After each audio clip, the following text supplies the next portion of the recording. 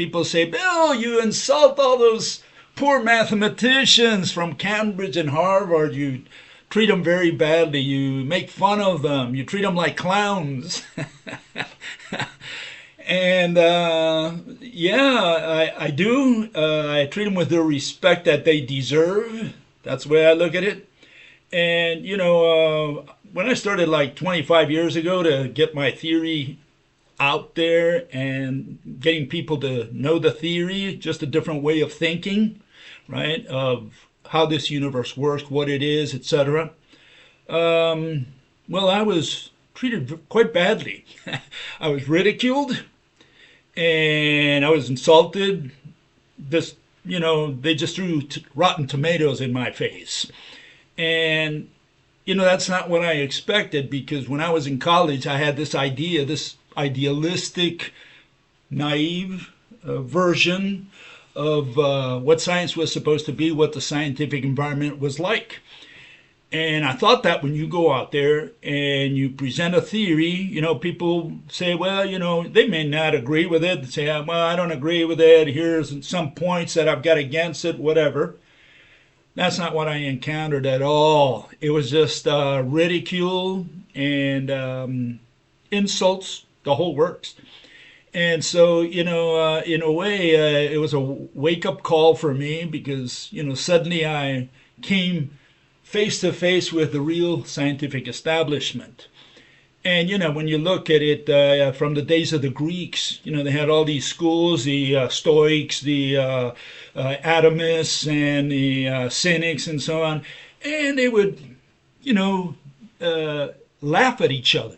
They would ridicule each other. So this is not something new. That's the way we humans are.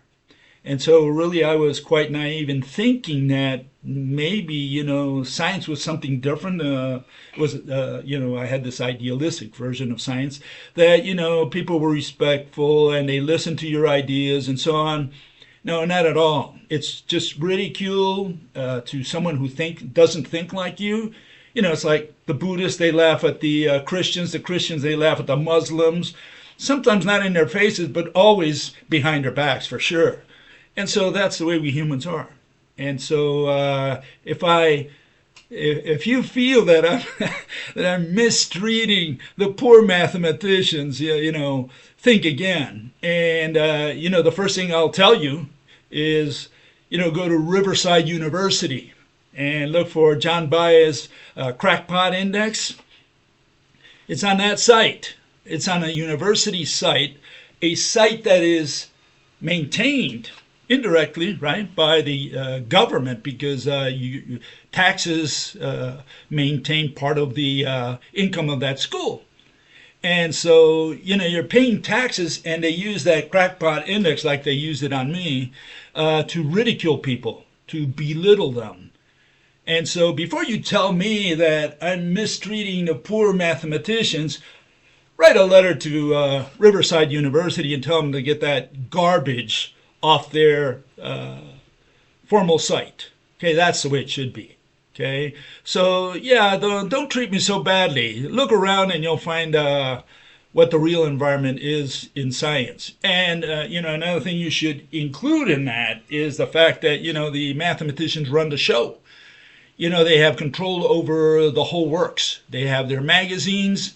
And what is the problem with that? Well, not only are they the editors, the peer reviewers, etc., for quantum mechanics, relativity, string theory, but they're the gatekeepers. They will not allow your theories to reach the public unless you go through them. That's where the problem is.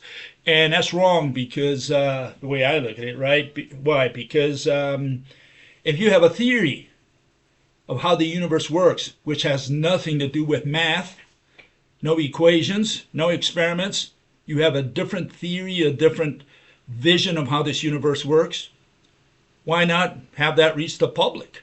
Why have gatekeepers? They say, oh, you got to go through math, you got to go through proof. The peer reviewers have to look at what experiments you ran, etc., etc.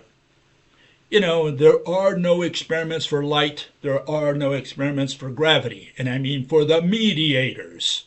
They're invisible, they're intangible. We will never figure them out by running an experiment, going to the lab, an equation, observation, prediction, all that garbage that belongs to mathematical physics. That has nothing to do with science or with physics. And so if you have a different theory, why not have the public listen to that theory? And no, they will not. And that's where the problem is. That is censorship. And you say, well, we don't want trash to reach the public. So what is quantum mechanics? What is relativity? It's trash. It's garbage. It's poppycock. What does quantum mechanics, which says that a particle can be at two places at once, that says that this particle can affect that one through what do they call entanglement without a mediator? That's black magic. How is that any better than flat Earth? How is that better than the ether is, or the electric universe, or all these other dissident groups? They're all the same. I mean, if you're going to blacklist flat earthers, why are you going to accept the garbage of quantum mechanics, which all without exception, all explanations of quantum mechanics are garbage, are trash, are poppycock? Why are you allowing that to reach the public and not the flat earthers or whoever? I mean, for that matter, just an example. And so, I have a problem with the establishment, and I fight against them, and I hold nothing back because I have very little respect for a mathematician who says that he studied 10 years in college and then tells me that gravity is the warpage of 4 number lines. Yeah.